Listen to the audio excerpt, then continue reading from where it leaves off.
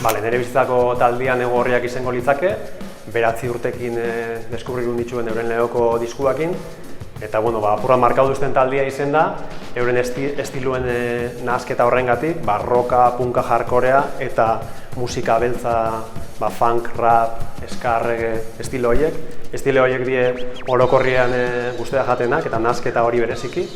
Eta horrez gain, euren jarreragatik, euren konpromisoagatik, hitz soziopolitikoengatik eta autogestio joera horregatik talde garrantzitsua izan denetan.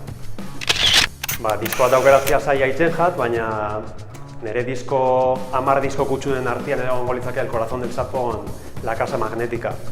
Euren hardcore ireki horregatik eta Fernandoren hitz poetiko horiengatik. Kantu asko daz, guztia gatenak, baina zerbait ezberdina edo esatiagatik, Basement Jacks talde elektronikoan Good Luck abestisa, Bell Raiseko abeslarisak abesten dabana, eta kantu horretan soula, elektronika eta pixkat punk erritmoak edo nahazten dira. Kasu honetan beste leku batetik urten minaz eta aipatukot denbora da poligrafo bakarra disko osua, 3 diskuak, iruditzagat artelan literario badala, eta edozein abesti hartuta da zen esaldisak oso borobilak die eta aipatzeko moduko lana da. Mike Patton izango litzake abeslarietako bat, Faith No More, Fantomas, Mr. Bangle eta beste hamaika proiektutan ezagutzen dugun abeslari hori. Bere estilo ezberdinetara egokitzeko gaitasunagatik eta bere sormen soro horregatik. Bigarren abeslarisa izango litzake Sorkun. Sorkun eta Kasbaz estenan agertu zirenean iruditzagat mugarri importante bat izan zela euskal musikagintzarako. Eta gero, emakume agotzak eta asko guzti da jat, eta honek asko markau ninduen. Musika entzuteko, alde batetik CD-a entzuten dute kotxian, eta gero etxian, MP3-a,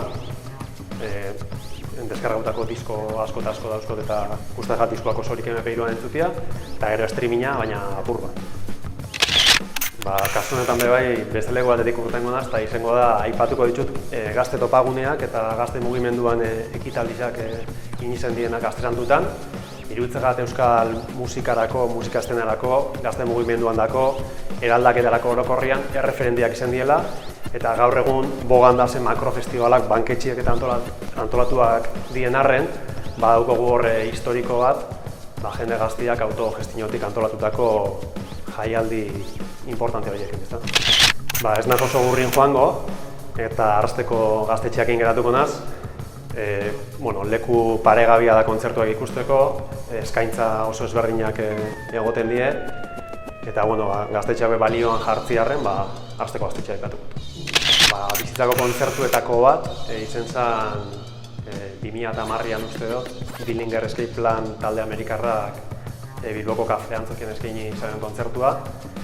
Nahaztu ziren teknika, jarrera, zarata eta giro ezin hobia eta hori badaukot kontzertu gogoangarri horietako artean. Nere diruakin edo erositzako lehenako diskua ideia zabaldu izen zen, Negu Gorriakena. Aurretik Negu Gorriaken beste diskuak oparituta edo jaso dituen eta hau izen zen lehena erosi nagoetan. 2 disko erosi ditut batera. Eta izen die Randy Jewels rap talde amerikarra politikoan azkenengo diskua, izen bakua, 4. diskua da. 2. diskoa izango litzake Lauryn Hillen Miseducation of Lauryn Hill, oindala urte batzutako diskua, baina erostia gure nagoen eta hori hartu.